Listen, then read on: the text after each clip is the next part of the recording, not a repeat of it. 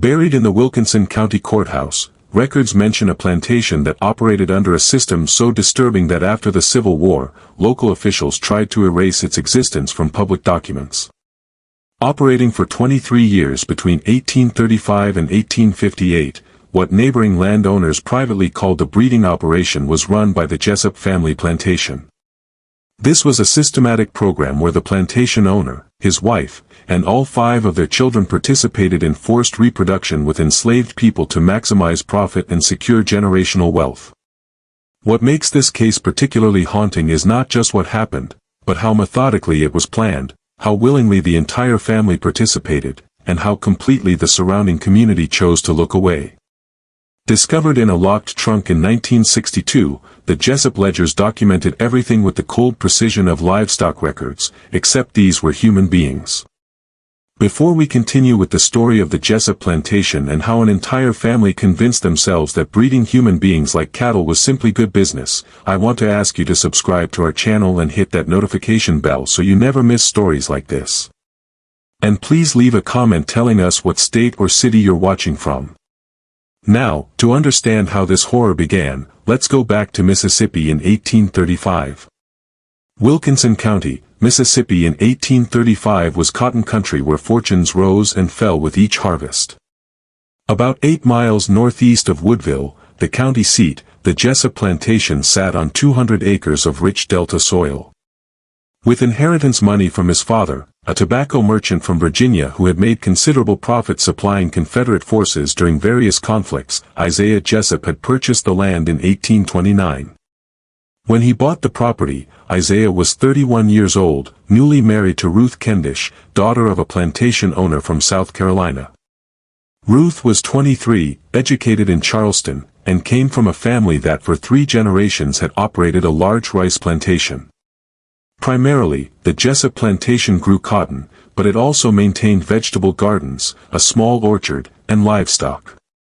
By 1835, Isaiah owned 42 enslaved people, a modest number compared to the largest plantations in the area, but substantial enough to mark him as a man of means. A 2-story structure with white columns built in the Greek Revival style popular among wealthy Southerners of that era was the plantation house. Upstairs were 6 bedrooms, a large dining room, a study for Isaiah, and a parlor where Ruth entertained the wives of other plantation owners. In 1830, Isaiah and Ruth had married, and their first child, Thomas, was born in 1831. Then came Samuel in 1833, Margaret in 1835, Daniel in 1837, and finally Elizabeth in 1839. 5 children in 8 years. With the help of enslaved domestic workers, Ruth managed the household, while Isaiah spent his days overseeing the fields, traveling to Natchez to conduct business, and maintaining relationships with cotton brokers and other plantation owners. To anyone observing from the outside, the Jessups appeared to be a typical wealthy plantation family of the antebellum South. Every Sunday, they attended church at the Woodville Presbyterian congregation. On the county agricultural board, Isaiah served. Ruth participated in ladies' charitable societies. Their children received education from a private tutor. A man named Charles Whitfield from Kentucky, who lived in a cottage on the property, taught the Jessup children reading, writing, arithmetic, and scripture. But behind closed doors, inside the plantation house, Isaiah and Ruth were having conversations that would have shocked even the hardened sensibilities of their slave-owning neighbors. A particular problem that plagued many plantation owners had become an obsession for Isaiah, the constant need to purchase new enslaved workers. Throughout the 1830s, prices had been climbing steadily. A significant investment, a healthy adult male field worker could cost anywhere from $800 to $1,200. When enslaved people became too old to work, or died from disease or injury, that investment was lost. In his study, Isaiah spent hours poring over his account books, calculating expenses, projecting future costs. Having grown up watching her father manage a large plantation, Ruth understood the economics of slavery as well as any man. Her father had always maintained that the most profitable plantations were those that could grow their own workforce, meaning encouraging reproduction among enslaved people to create new workers without the expense of purchase. This was common practice throughout the South, but the Kendish plantation had taken it further. Ruth's father had systematically paired enslaved people he considered strong or healthy, sometimes separating families to create what he believed would be optimal breeding pairs. These ideas Ruth brought to her marriage, but Isaiah wanted to go further. During the winter of 1834, when Ruth was pregnant with Margaret, Isaiah proposed something to his wife that would shape the next 2 decades of their lives and the lives of everyone on their plantation. He suggested that instead of merely encouraging reproduction among enslaved people, they should directly participate in it themselves. His reasoning, as he explained it to Ruth, was purely economic. By law, the children born from such unions would be enslaved, following the condition of the mother, but they would carry Jessup blood, which Isaiah believed would make them stronger, healthier, and more valuable. These children could be kept to work the plantation or sold at premium prices. It would be, in his words, investing in our future prosperity. The idea Ruth did not reject immediately. For several weeks, she thought about it. She prayed about it, she later told her children. She consulted the account books. She remembered her father's methods. And eventually she agreed. But she added one condition. Their children would be raised knowing this was their duty, their contribution to family prosperity. When the time came, all of them would participate. The family would operate as a unit, maximizing production, ensuring the plantation's success for generations. This was not a decision born from sadism or perversion, though the results would be horrific.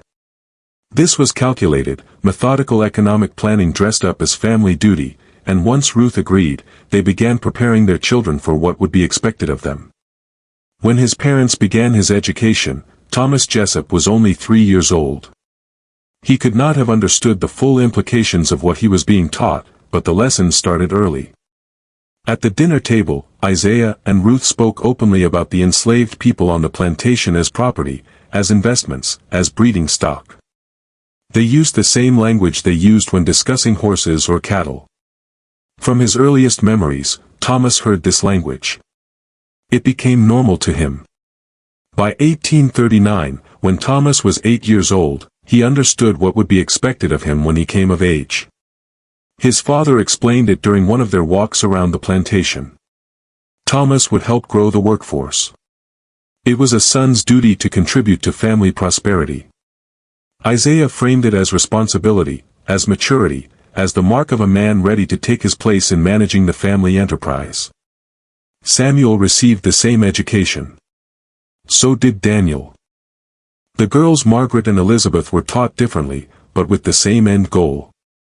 Ruth explained to them that bearing children was a woman's purpose and that bearing children who would increase family wealth was the highest purpose of all. She taught them that enslaved women were beneath them in all ways and that using them for family benefit was no different than using them to cook meals or wash clothes. They were tools, resources. Isolated, the children grew up. They had few friends outside the family. Their tutor Charles Whitfield taught them reading and mathematics, but the truly formative education came from their parents.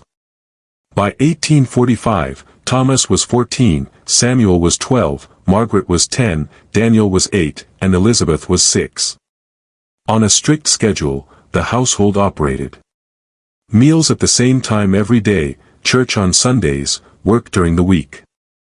Isaiah increasingly involved Thomas in plantation management, teaching him to inspect the fields, to evaluate the health and productivity of enslaved workers, to think always in terms of profit and loss.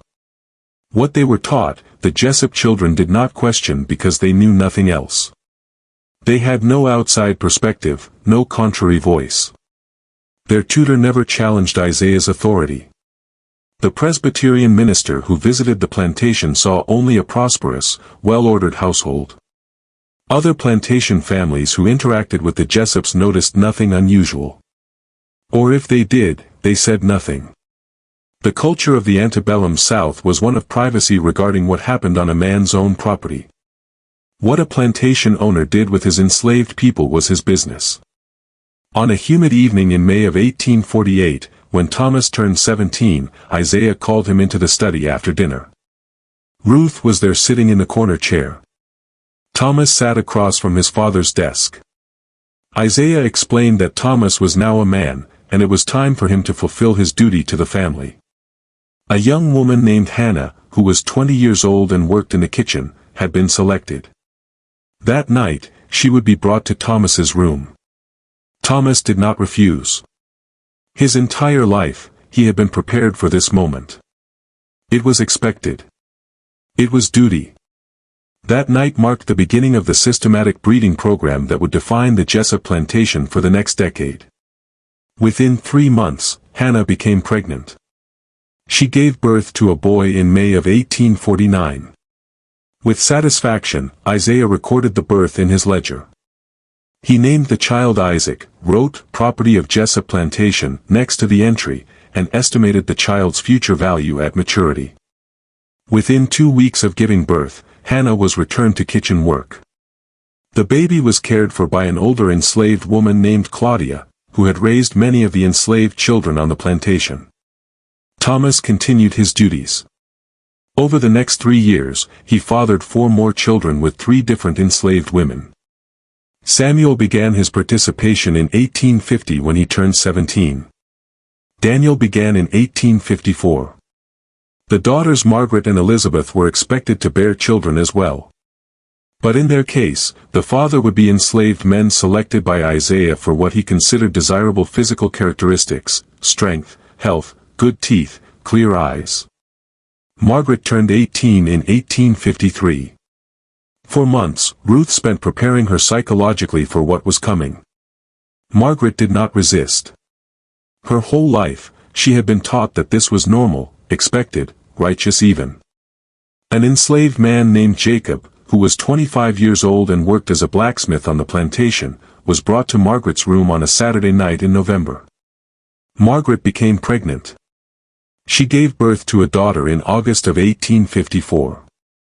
Ruth insisted that Margaret continue her participation. Over the next 4 years, Margaret had 3 more children. Elizabeth followed the same pattern when she turned 18 in 1857. By that point, the system was well established. The family operated with cold efficiency. Isaiah maintained meticulous records. Ruth managed the household and supervised the pregnancies and births. The sons performed their assigned duties. The daughters bore children. The enslaved people had no voice, no choice, no escape. What made the Jessup operation particularly disturbing was not just the forced reproduction, but the systematic nature of it. Like agriculture, Isaiah treated it. He rotated which enslaved women were paired with his sons to avoid what he called overuse of any individual. He tracked menstrual cycles. To pregnant women, he provided better food rations, not out of compassion, but to ensure healthy births. He separated mothers from children at age 3, believing that early separation prevented emotional bonds that might interfere with productivity. The plantation ledgers from this period, which survived and were eventually discovered, are chilling in their detail. Each birth is recorded with the mother's name, the date, the child's sex, any notable physical characteristics, and an estimated future value. The children fathered by Isaiah himself, and he did participate beginning in 1850 when Thomas had proven the viability of the system, are marked with a small notation in the margin, J direct line. These children, Isaiah believed, would command the highest prices if sold or would be the most productive if kept. By 1855, the plantation population had grown from 42 to 68. 26 of those were children under the age of 10, all born as part of the breeding program. The Jessup family wealth increased substantially. Isaiah expanded his land holdings, purchasing an adjacent 300 acres. He built a new barn, a cotton gin building, and additional slave quarters to house the growing population. He was considered one of the most successful planters in Wilkinson County. A brutal rhythm, life on the Jessup plantation followed. Before dawn, the field workers rose, worked until dark, returned to their cabins exhausted. The house servants worked slightly shorter hours, but were under constant supervision. Children born into slavery on the plantation were put to light work by age 5, carrying water, picking vegetables, running errands. By age 10, they were in the fields or learning trades. The family grew, but families were not allowed to truly form. Isaiah's policy of early separation meant that mothers and children spent only the first 3 years together, and even during that time, the mothers were working. The older woman, Claudia, who cared for the youngest children, did her best to provide some maternal comfort, but she was managing a dozen infants and toddlers at any given time. The psychological impact on the enslaved people was profound, though their suffering was not recorded in Isaiah's ledgers. They lived in constant fear, constant vigilance, knowing that any woman of childbearing age could be selected, that any child born would be taken, that resistance meant punishment or death. Some tried to resist. A woman named Sarah attempted to run away in 1851 after being forced to bear her third child, fathered by Samuel Jessup. She made it 17 miles before being captured by a slave patrol. She was returned to the plantation, whipped publicly as punishment, and locked in a small storage shed for 2 weeks with minimal food and water. When she was released, she no longer spoke. She worked silently for the rest of her life, died of pneumonia in 1863, and was buried in the unmarked section of the plantation cemetery. The Jessup children, Thomas, Samuel, Margaret, Daniel, and Elizabeth, all participated in the system their parents created, but they were not identical in their responses. Thomas, the oldest, seemed to accept his role with little visible emotional conflict. He managed sections of the plantation, oversaw field work, conducted business in town, and fathered children with enslaved women as directed. He married a woman named Virginia Gentry from a neighboring plantation in 1853. But this did not change his participation in the breeding program. Virginia either did not know the full extent of what occurred on the Jessup plantation or she chose not to acknowledge it. Samuel, the second son, showed signs of distress as early as 1852. He began drinking heavily, often disappearing for days at a time. Isaiah punished him for neglecting duties, but Samuel's drinking only worsened. By 1855, he was functional, but clearly miserable, speaking little, avoiding eye contact with both family and enslaved people. He never married. He continued his participation in the breeding program until 1858, but with increasingly erratic behavior. Margaret, after the birth of her fourth child in 1857, began experiencing what Ruth described in letters to her sister as melancholic episodes. Margaret would lock herself in her room for days, refusing meals, speaking to no one. Ruth treated this as a temporary weakness that required discipline, not sympathy. Margaret was not permitted to stop her participation. She had a fifth child in 1859, shortly before the breeding program began to collapse. Daniel and Elizabeth, the youngest, had grown up so thoroughly immersed in the system that they seemed to view it as completely normal. They participated without visible hesitation when their time came. This total acceptance might have been the most disturbing aspect of all, demonstrating how completely a person could be shaped by their environment, how thoroughly an evil practice could be normalized, but cracks were beginning to show. The enslaved population of the plantation had grown too large for the existing infrastructure. Housing was crowded. Food rations, though adequate by the standards of the time, were stretched thin. More significantly, the children fathered by the Jessup family were becoming old enough to understand their parentage. By 1857, some of these children were 8 or 9 years old enough to wonder why they looked different from other enslaved children, why they had lighter skin or different hair texture. The older enslaved people on the plantation told them the truth quietly in the privacy of the quarters after dark. This created an atmosphere of resentment and tension that even Isaiah's strict discipline could not completely suppress. The enslaved people knew which children belonged to which family member. They knew the system. They hated it. But they were powerless to stop it. And any organized resistance would result in brutal punishment or sale to plantations further south, where conditions were even worse. Neighboring plantation owners began to notice things. The Jessup plantation population had grown unusually quickly. The demographics were odd. Too many young children in proportion to adults. A few whispered conversations occurred among plantation wives about Ruth Jessup's daughters and their unexplained pregnancies before marriage. But this was the antebellum South, where social cohesion among the white planter class was maintained by silence on uncomfortable topics. As long as the Jessups conducted themselves appropriately in public, which they did, no one would confront them directly. Isaiah himself seemed immune to any moral qualms. His letters from this period, some of which survived in family collections, discussed plantation management with other owners, cotton prices, political developments, and various business matters. He mentions the success of his breeding program in economic terms only, comparing his results to those achieved with livestock breeding.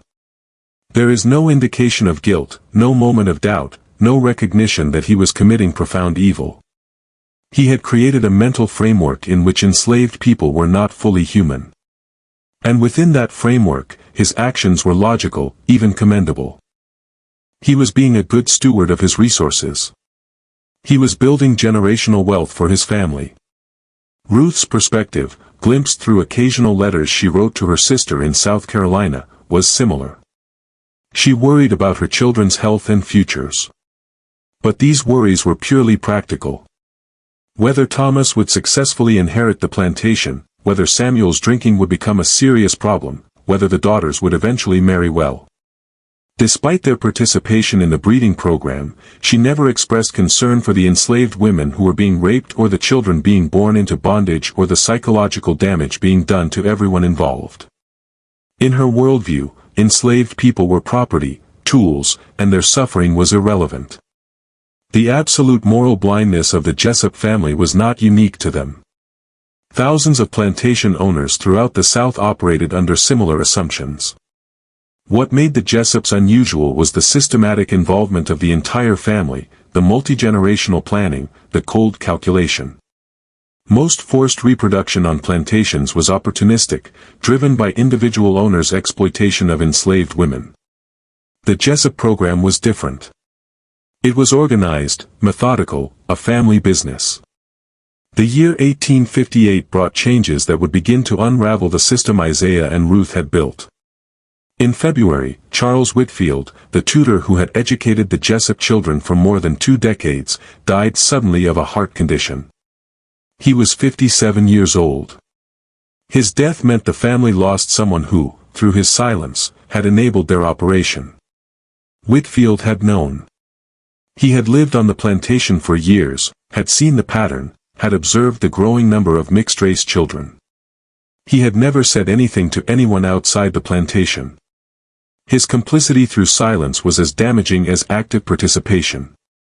After Whitfield's death, Isaiah decided the younger children no longer needed formal tutoring.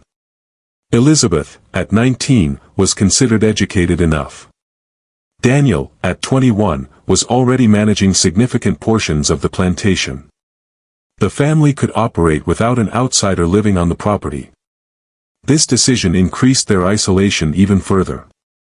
In April, an enslaved woman named Rose, who was 32 years old and had borne 5 children as part of the breeding program, fell severely ill with what was probably tuberculosis, though it was not diagnosed as such at the time. She coughed blood, ran high fevers, lost weight rapidly. Ruth, concerned about the potential for disease to spread through the enslaved population, ordered Rose isolated in a small cabin at the far edge of the quarters. Rose died 3 weeks later, alone, separated from her children. She was buried quickly in an unmarked grave. Rose's death affected the enslaved community deeply. She had been well-liked, had quietly provided comfort to other women forced into the breeding program, had sung hymns in the evenings that could be heard across the quarters. Her death and burial, rushed, unmarked, with no ceremony, was seen as an indication of her worthlessness in the eyes of the Jessup family. Anger simmered. That summer, the cotton crop suffered from boll weevil infestation, reducing yield significantly. Isaiah's income dropped. He needed to sell some of the enslaved children who were now old enough to work to raise cash. In August, he sold 6 children, ranging in age from 8 to 12, to a slave trader who transported them to Louisiana. 4 of those children had been fathered by his sons. He separated them from their mothers without ceremony, loading them into a wagon early one morning and sending them away. The mothers were not permitted to say goodbye. This event broke something in the enslaved community. The passive acceptance that had characterized the previous decade gave way to quiet rage. The enslaved people began talking among themselves about the possibility of escape, about the rumors they had heard of the Underground Railroad, about the increasing tensions between North and South over slavery. Some of the younger men talked about violence, about rebellion, though the older people cautioned against it. The memory of the Nat Turner Rebellion in 1831 and its brutal suppression was still fresh in Southern collective memory. Open rebellion meant death. Samuel Jessup's drinking reached a crisis point in September. He was found unconscious in the barn one afternoon, having consumed most of a bottle of whiskey. Isaiah had him carried to the house, berated him when he regained consciousness, and threatened to disinherit him if the behavior continued. Samuel promised to reform, but the promise was empty. His nightly drinking continued. He began to neglect plantation duties entirely. Thomas had to take over Samuel's responsibilities. Margaret's mental state also deteriorated. In October, after the birth of her fifth child, a son she was not permitted to keep, who was taken from her after 3 days and given to Claudia to raise, Margaret attempted to harm herself. The specific method was never recorded, but Ruth's letter to her sister mentioned that Margaret had been prevented from a rash action and was being closely supervised. Margaret was confined to her room for 3 weeks under Ruth's watch. When she emerged, she was pale, thin, and hollow-eyed. She spoke only when directly addressed. She moved through the house like a ghost. The emotional and psychological strain on the Jessup family was becoming visible, but they could not or would not acknowledge its source. Isaiah attributed Samuel's drinking to weakness of character. Ruth attributed Margaret's depression to female hysteria. Neither connected their children's suffering to the monstrous system they had created and enforced. The fundamental premise, that enslaved people were property and could be used however the family saw fit, remained unquestioned. In November, a traveling Methodist minister stayed overnight at the plantation while passing through the county. His name was Reverend William Foster, and he was from Pennsylvania, traveling through the South to observe conditions and report back to his congregation. He ate dinner with the family, said grace, engaged in polite conversation, but he noticed things. He observed the unusual number of young children in the slave quarters. Noted the physical similarities between some of those children and the Jessup family. Saw the haunted look in Margaret's eyes and the drunken glaze in Samuel's. Reverend Foster did not confront the family directly.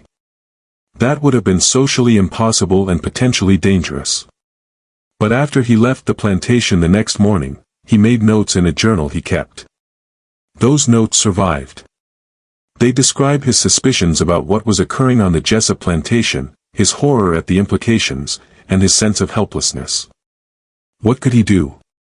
He was a Northerner with no authority in Mississippi. Slavery itself was legal. Even if he reported his suspicions to local authorities, they would do nothing. Plantation owners had almost absolute control over their enslaved people. As long as they did not murder them outright, and even that was rarely prosecuted, they faced no consequences. Reverend Foster's account, published years later in a collection of testimonies about slavery, is one of the few external confirmations that something deeply disturbing was happening on the Jessup plantation in the 1850s. He described the atmosphere as oppressive beyond the usual oppression of slavery, and noted that the enslaved people I observed seemed to live in a state of terror that went beyond normal fear of punishment. December brought cold weather and the end of the cotton harvest. The reduced yield meant financial pressure on Isaiah. He spent long hours in his study reviewing accounts, calculating how to maintain profitability. His solution was to intensify the breeding program further. He instructed Thomas and Daniel to increase their participation. He selected 3 additional enslaved women he considered suitable. He set targets, a specific number of births he wanted to achieve in the coming year. On Christmas Day, the Jessup family attended church in Woodville, as they did every Sunday and major holiday. They sat in their usual pew, sang hymns, listened to the sermon. The minister, Reverend Donald Patterson, spoke about duty, family, and Christian virtue. The Jessups nodded in agreement. After the service, they socialized with other plantation families on the church lawn. Ruth discussed recipes and household management with other women. Isaiah talked politics with other men. The children stood quietly, well-dressed and well-behaved. To every observer, they appeared to be a model family. That afternoon, back at the plantation, Isaiah gathered the family in the parlor. He announced his plans to expand the breeding program in the coming year. He explained his expectations for each family member. He emphasized the importance of productivity, of maximizing returns, of ensuring the plantation's prosperity. His tone was businesslike, as if he were discussing crop rotation or equipment maintenance. The children listened. Even Samuel, despite his drinking, nodded acceptance. This was their normal. This was what they had been taught their entire lives. But something was shifting. The slaves in the quarters had begun quietly organizing. A man named Josiah, who was 26 years old and had been born on the plantation, had been making contact with enslaved people on neighboring plantations during Sunday church services when plantation slaves were sometimes permitted to attend. He gathered information about possible escape routes, about sympathetic whites who might help, about the tensions brewing between North and South that might present opportunities. He shared this information carefully, only with people he trusted completely, knowing that one informant could destroy everyone. The stage was set for confrontation. The Jessup family believed they were in complete control, that their system was functioning smoothly, that they could continue indefinitely. The enslaved people knew otherwise. They understood that change was coming, whether through escape or through the political upheaval that everyone could sense approaching. The question was not whether the system would end, but how, and how much blood would be spilled in its ending. The events of 1859 shattered the careful structure Isaiah Jessup had built. The collapse began not with external intervention, but from within the enslaved community itself. Driven by desperation and rage that had built for more than a decade. On a February night, when the moon was barely a sliver in the sky, 3 enslaved women, Hannah, Rachel, and Julia, made their attempt. Hannah was the woman Thomas had first been paired with 11 years earlier. She had borne 5 children, all taken from her. Rachel had been Samuel's first, mother of 4. Julia had borne 3 children fathered by Daniel. All 3 women were in their late 20s or early 30s. All 3 had reached a point where death seemed preferable to continuing their existence on the Jessup plantation. They left separately to avoid suspicion, planning to meet 2 miles north at a creek crossing they had scouted during previous Sunday walks to the neighboring plantation's church services. The plan was to follow the creek north, travel only at night, head toward Tennessee, and then possibly further north. Josiah had provided them with the little information he had gathered about routes and contacts. They made it 6 miles before being discovered missing at morning roll call. Isaiah immediately sent Thomas and Daniel with 2 trusted enslaved trackers and dogs to hunt them down. The dogs picked up the scent quickly. The women were found hiding in a ravine by early afternoon. They had no weapons, no real chance of escape. They were brought back to the plantation in chains. Isaiah ordered a public punishment. Every enslaved person on the plantation was required to watch. The 3 women were whipped, 10 lashes each, tied to posts in the yard between the main house and the quarters. Ruth watched from the porch. The children watched from windows. The screams carried across the fields. After the whipping, Isaiah made a speech. He stood before the assembled enslaved people and explained that the women had been ungrateful, had rejected the good treatment they received on his plantation, had attempted theft, for they were stealing themselves, which was theft of his property. He warned that any future escape attempts would be punished more severely. He reminded them that they were fortunate to be on the Jessup plantation rather than somewhere with harsher conditions. The speech was met with silence. The enslaved people stood motionless, faces carefully blank, revealing nothing. But inside, the hatred intensified. Hannah, Rachel, and Julia were locked in a small storage building for 3 days with minimal food and water, then returned to work. Hannah could barely walk for weeks due to infection in the whipping wounds. Rachel developed a fever that lasted for days. Julia survived physically, but something had broken in her mentally. She worked mechanically, responded when spoken to, but the light had gone from her eyes. Samuel Jessup witnessed the whipping from his bedroom window. He was drunk, as he was nearly every afternoon by that point. The sight of the women being punished, women he had been forced to rape repeatedly by his father's system, triggered something. That evening, he confronted Isaiah in the study. The argument was loud enough to be heard throughout the house. Samuel accused his father of cruelty, of creating a system of horror, of destroying everyone it touched, including his own children. Isaiah responded with cold fury. He told Samuel he was weak, ungrateful, a disappointment. He told him that if he could not fulfill his duties as a son, he would be cut off from the family entirely. Samuel shouted that he would rather be cut off than continue participating in the breeding program. Isaiah struck him. The blow knocked Samuel to the floor. Isaiah stood over his son and told him that he would continue his duties or leave the plantation immediately with nothing. Samuel left. He walked out of the house that night, took a horse from the barn, and rode toward Natchez. He never returned to the Jessup plantation. Samuel's departure shocked the family. Ruth wept, more from embarrassment than grief. Thomas increased his work to compensate for Samuel's absence. Margaret retreated further into silence. Daniel and Elizabeth seemed unaffected, continuing their roles in the system without comment. Isaiah refused to speak of Samuel, forbidding anyone from mentioning his name.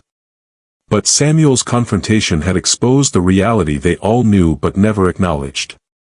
The system was built on violence, on the destruction of human souls, and it was destroying the Jessup family as surely as it destroyed the enslaved people they brutalized. Spring brought more trouble. Several enslaved children fell ill with measles, an outbreak that spread quickly through the crowded quarters. 2 children died. One of them was a 4-year-old girl named Clara, who had been fathered by Thomas. It was the first time one of the children directly descended from the family had died on the plantation. Isaiah noted the death in his ledger as a financial loss. Thomas said nothing publicly, but he attended the child's burial in the slave cemetery, standing at a distance, watching as the small body was lowered into the ground. Margaret became pregnant again in April. This was her 6th pregnancy. And her psychological state had deteriorated so severely that Ruth began to worry she might not survive childbirth. Margaret barely ate, spent hours staring out her bedroom window, flinched when anyone approached her. Ruth tried various tonics and treatments, but nothing helped. Margaret was trapped in a nightmare of her parents' creation, and there was no escape. In May, Josiah and 4 other enslaved men made their escape attempt. They were better prepared than the women had been. They had gathered supplies secretly over months, food, tools, a stolen knife. They left on a Saturday night when the White family was asleep and made it almost 20 miles before being discovered missing on Sunday morning. Isaiah sent Thomas and Daniel with a larger party to search. This time, the search took 3 days. Josiah's group had split up, making tracking harder. Eventually, all 5 were captured separately and brought back. The punishment was brutal. Isaiah had them whipped severely, 20 lashes each. Josiah, as the leader, received 30. Then Isaiah did something he had never done before. He sold all 5 men immediately to a slave trader who transported them to Louisiana sugar plantations, where working conditions were notoriously harsh and life expectancy was short. He wanted to send a message that escape attempts would result not just in punishment, but in exile to worse situations. The sale of Josiah and the others devastated the enslaved community. Josiah had been a leader, someone people looked to for hope. His removal left a void. But it also confirmed what everyone already knew. There was no mercy on the Jessup plantation, no recognition of their humanity, no limit to the suffering that would be inflicted to maintain the system. Margaret went into labor in late July. The birth was difficult and prolonged. Ruth attended her along with an enslaved midwife named Beulah, who had delivered dozens of babies on the plantation. Margaret screamed for hours. The baby, when it finally came, was a boy. Margaret held him for perhaps 30 seconds before losing consciousness. She did not wake up. She died 2 hours later from blood loss and complications. Margaret's death struck the family in ways that previous suffering had not. She was one of their own, a white woman, a daughter. Her death could not be dismissed or rationalized away. Ruth collapsed in grief. Thomas and Daniel stood in shocked silence. Elizabeth locked herself in her room. Isaiah retreated to his study. The funeral was held 3 days later. Margaret was buried in the family cemetery on the plantation, marked with a proper stone. The Presbyterian minister gave a eulogy about God's mysterious ways and the consolation of faith. Neighboring plantation families attended and offered condolences. No one mentioned the circumstances of Margaret's pregnancy or the system that had contributed to her death. Just when we thought we had seen it all, the horror in Wilkinson County intensifies. If this story is giving you chills, share this video with a friend who loves dark mysteries. Hit that like button to support our content, and don't forget to subscribe to never miss stories like this. Let's discover together what happens next. The baby Margaret had died delivering survived. Isaiah named him Matthew and had him sent to the quarters to be raised by Claudia along with all the other children born from the breeding program. The boy's existence was a reminder of Margaret's death, and the family wanted him out of sight. After Margaret's funeral, something shifted in Ruth. She had been an active participant in the breeding program, had supervised pregnancies, had enforced her husband's rules without visible guilt. But her daughter's death broke through the psychological barriers she had constructed. She began to question quietly whether what they had done was worth the cost. She did not express this to Isaiah. He would have dismissed it as grief-induced weakness, but she confided in Elizabeth that she wondered if God was punishing them. Elizabeth, the youngest daughter, did not share her mother's doubts. At 20 years old, she was the most thoroughly indoctrinated of all the Jessup children. She had never known a world different from the one her parents created.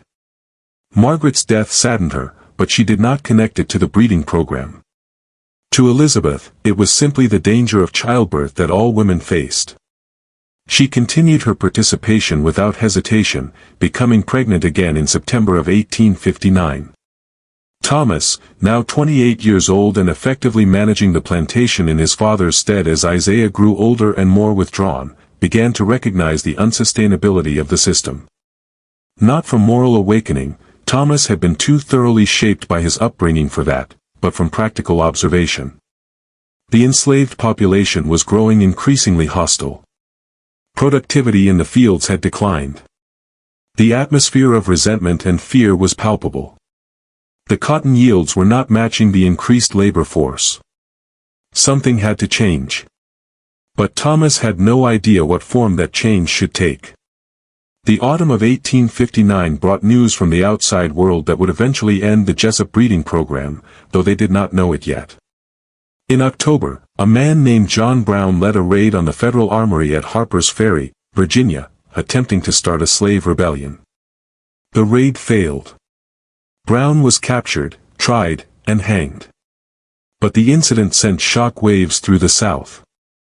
Plantation owners everywhere tightened security, increased patrols, and viewed their enslaved people with heightened suspicion.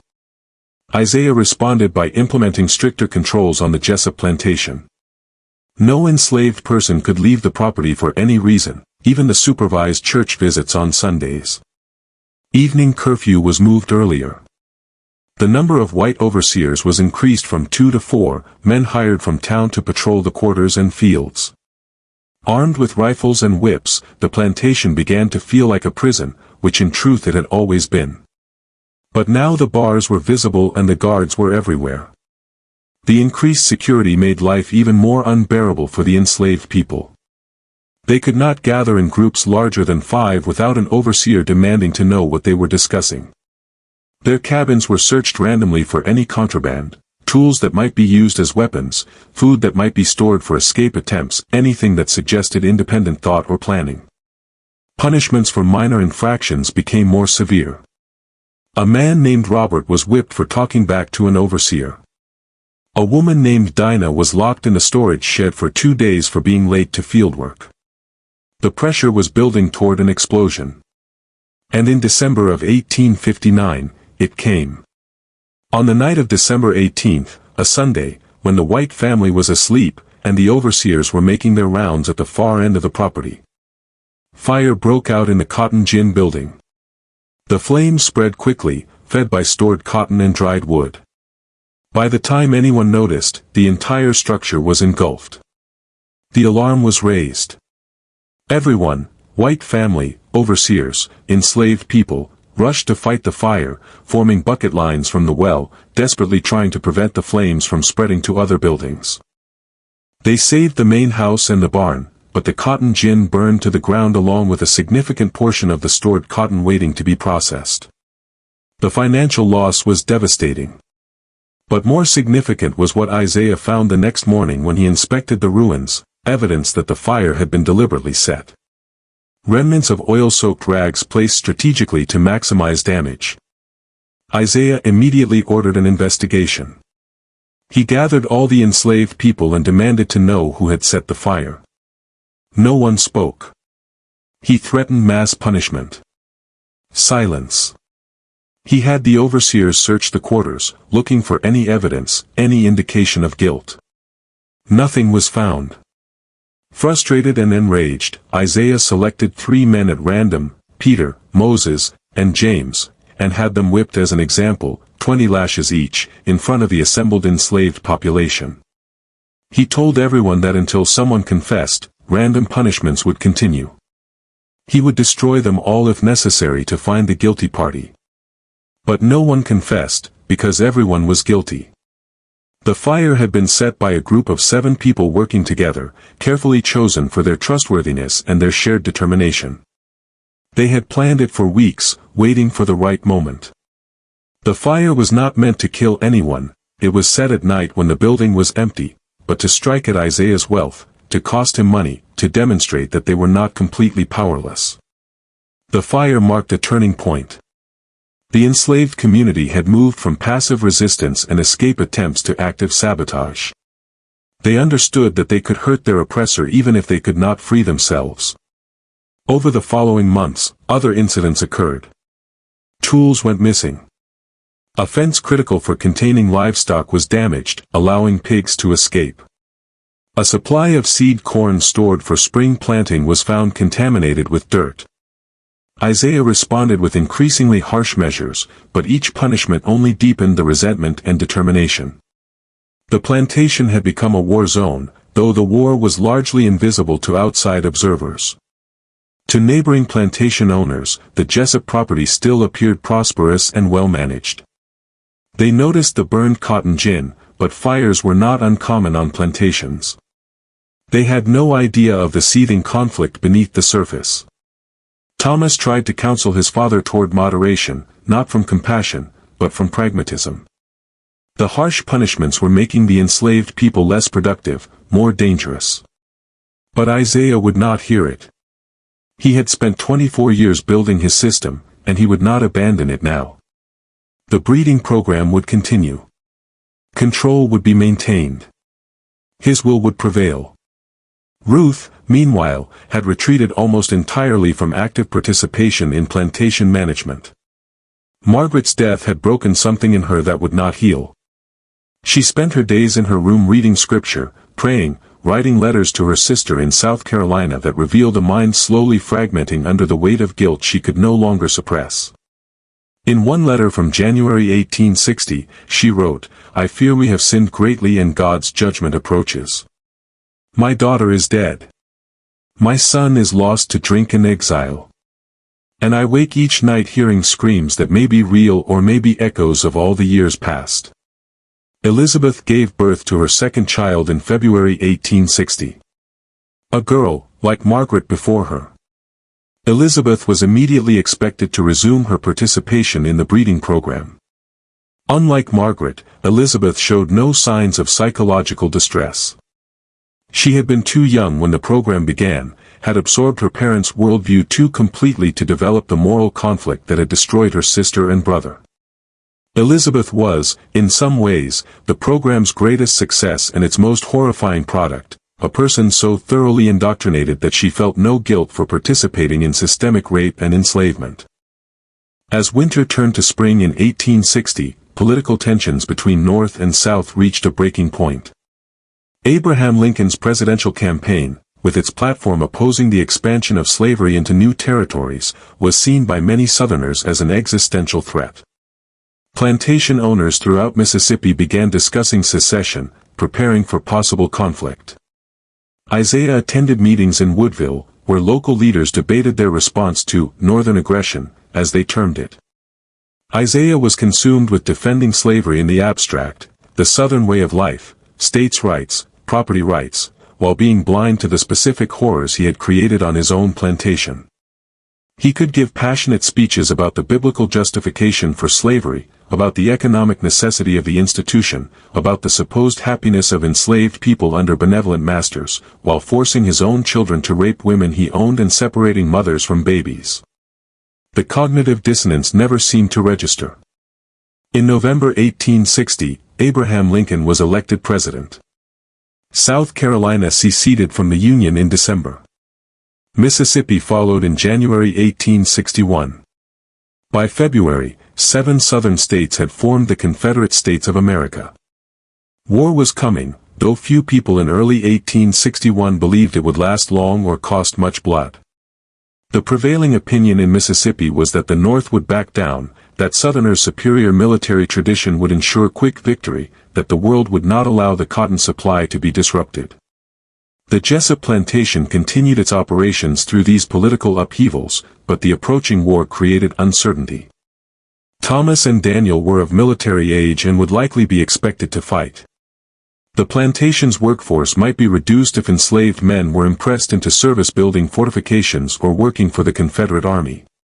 The breeding program, which had been the focus of family efforts for more than 2 decades, suddenly seemed less important than survival in a changing world. In April 1861, Confederate forces fired on Fort Sumter in South Carolina, and the Civil War began. Thomas enlisted in a Mississippi regiment within weeks. Daniel followed in May. Isaiah, at 53 years old, was too old for military service. He remained on the plantation with Ruth, Elizabeth, the hired overseers, and the enslaved population of 73 people, a population that included dozens of children fathered by the Jessup men. With Thomas and Daniel gone, the day-to-day management of the plantation fell to Isaiah and the overseers. The breeding program continued, but with less intensity and organization. Isaiah was aging, increasingly plagued by health problems. Ruth was barely functional, spending most of her time in her room. Elizabeth managed the household, but had neither the authority nor the inclination to oversee field operations. The war years were chaotic. The Union blockade of southern ports made it difficult to sell cotton. Confederate currency became increasingly worthless. Food supplies were diverted to feed the army. The plantation began to decline. Buildings needed repairs that were not made. Fields were planted and harvested, but the work was done with less supervision and increasing resentment.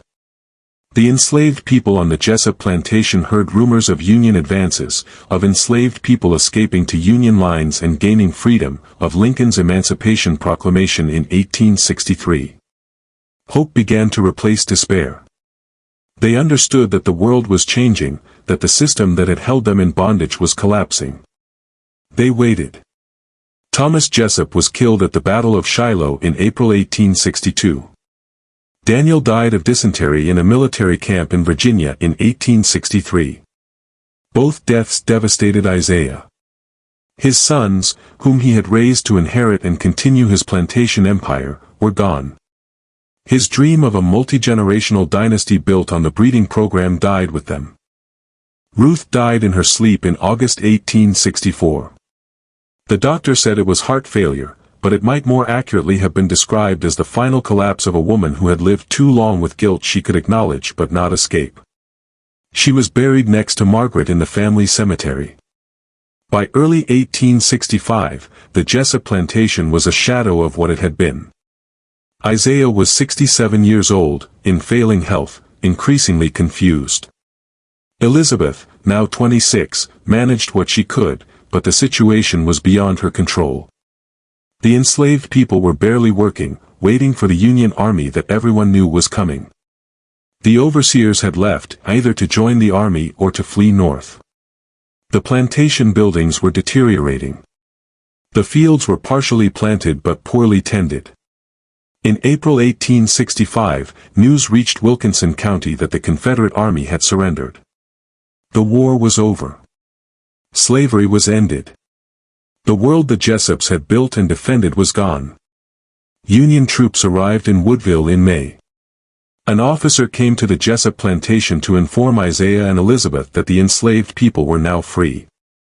Isaiah, weakened by stroke and confined to a wheelchair, could barely comprehend what he was being told. Elizabeth understood but refused to accept it. She argued with the officer, insisted that the people on the plantation were her property, demanded compensation for the loss. The officer explained that there would be no compensation, that slavery was abolished by constitutional amendment, that she needed to accept reality. The formerly enslaved people of the Jessup plantation gathered their belongings and left. Some went immediately, walking away the same day they learned of their freedom. Others stayed for weeks, uncertain where to go or how to survive in a world they had never known as free people. By July, only a handful remained, mostly elderly people who had nowhere else to go. Hannah, the first woman forced into the breeding program, left with her surviving children. She walked north, eventually reaching Memphis, Tennessee, where she found work as a washerwoman and lived until 1889. Rachel went west toward Vicksburg with her children. Julia, who had never recovered psychologically from the trauma of her years on the plantation, stayed for several months, unable to make the decision to leave until other freed people finally convinced her to come with them to a Freedmen's Bureau camp where she might receive help. The children fathered by the Jessup men, those who survived to see freedom, scattered. Most took names different from Jessup, wanting no association with their father's family. Some became farmers, working their own land. Some moved to cities. A few managed to get education and became teachers or ministers. They carried the trauma of their origins throughout their lives, but they were free. Isaiah Jessup died in October 1865. The cause was listed as complications from stroke. But more fundamentally, he died because the world he understood had ended and he could not adapt. He was buried in the family cemetery next to Ruth and Margaret. No one mourned except Elizabeth. Elizabeth tried to maintain the plantation after her father's death, but it was impossible. She had no workforce, no money, no credit. The cotton gin had never been rebuilt after the fire. The buildings continued to deteriorate. In 1867, she sold the property for a fraction of its former value to a northern investor who planned to divide it into smaller farms to be worked by free labor. Elizabeth used the money to move to Mobile, Alabama, where she lived with distant relatives. She never married, never spoke publicly about the plantation or her family, and died in 1891 at age 52. Samuel Jessup, the son who had fled the plantation in 1859, survived the war years, working various jobs in Natchez and New Orleans under an assumed name. He never stopped drinking. He died of liver failure in 1872, estranged from his remaining family, leaving no heirs and few possessions. His death went largely unnoticed. The Jessup plantation itself was divided into 4 separate farms by 1870. The main house, stripped of its furnishings and left abandoned, slowly collapsed over the following decades. By 1900, nothing remained but the foundation stones and a few outbuildings. The slave quarters rotted and fell. The family cemetery, overgrown and neglected, became difficult to find. The cotton gin site was plowed under and planted with crops. The children born from the breeding program and their descendants spread throughout the South and eventually across the country. Most never knew the full story of their origins. The trauma was too great to speak of, and the surviving mothers who had endured the program rarely told their children the details of their conception. The secret was buried with each generation. The Jessup ledgers, which documented the breeding program in meticulous detail, survived by accident. They were stored in a locked trunk that ended up in the possession of a descendant of Ruth's sister in South Carolina.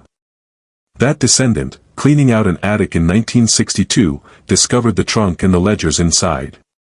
Shocked by what they revealed, the descendant donated them to a university archive where they became available to historians researching the realities of slavery.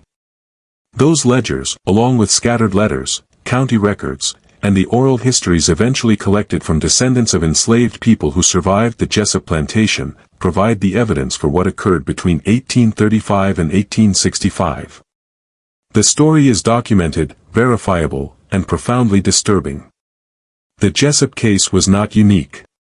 Historical research has revealed numerous instances of plantation owners forcing enslaved women into sexual relationships, of systematic breeding programs designed to increase enslaved populations, of families participating in these practices across generations. What makes the Jessup case notable is the documentation, the cold, detailed records that Isaiah kept, treating human reproduction as livestock management. The psychological impact on everyone involved was devastating. The enslaved women who were raped repeatedly, who bore children they were not allowed to raise, who lived in constant fear and degradation, suffered trauma that affected them for the rest of their lives and was passed down to their children. The Jessup children, raised in a system of systemic abuse, were themselves damaged beyond repair. Thomas and Daniel died young in a war defending the system that had poisoned their souls. Samuel drank himself to death, trying to escape his guilt. Margaret died giving birth to her sixth child from the breeding program. Elizabeth lived longer but never found peace or happiness. Ruth and Isaiah, the architects of the system, lived long enough to see it collapse, but never acknowledged the evil they had created. They died believing they had been good Christians, responsible plantation owners, victims of northern aggression and economic forces beyond their control. They never accepted moral responsibility for the suffering they caused. The most chilling aspect of the Jessup case is how normal they appeared to their contemporaries. Church members who knew them for decades described Isaiah as a devoted family man, and Ruth as a pious woman who read scripture daily. Business associates considered Isaiah honest in his dealings, prompt in paying debts, reliable in his contracts. Neighbors saw the Jessup family as pillars of their community. No one intervened because no one believed intervention was necessary. The horror was hidden in plain sight, protected by the legal framework of slavery and the social conventions that prevented questions about what happened on a man's property. The enslaved people who survived the Jessup plantation carried their trauma silently for years after emancipation. In the 1930s, when the Federal Writers Project conducted interviews with formerly enslaved people as part of documenting American history, several individuals who had lived on the Jessup plantation were interviewed. Their testimonies, recorded in aged voices but with vivid memories, confirmed the breeding program's existence. An elderly woman named Patience, who had been born on the plantation in 1854, told her interviewer, Mr. Jessup, he run that place like he was God himself. He decided who born, who live, who sold away. His own children did what he said. Every one of them. We wasn't people to them. We was crops they was growing. These oral histories, preserved in Library of Congress archives, corroborate the documentary evidence found in the ledgers. What happened on the Jessup plantation between 1835 and 1865 was legal under the laws of Mississippi and the Confederate States. That is perhaps the most disturbing fact of all. Isaiah Jessup was never charged with a crime, never investigated by authorities, never held accountable in any legal sense. The system of slavery gave him absolute power over the people he owned. And he used that power to create a nightmare that lasted 3 decades. His family participated willingly, shaped by their upbringing into believing that their actions were not just permissible, but admirable, a demonstration of business acumen and family loyalty. The Jessup breeding program was slavery operating exactly as the system was designed to operate, reducing human beings to property, stripping them of agency, exploiting them for profit, and destroying them without consequence. The children born from the breeding program numbered at least 47 according to Isaiah's ledgers, though the actual number may have been higher as some births likely went unrecorded, particularly those that resulted in infant deaths.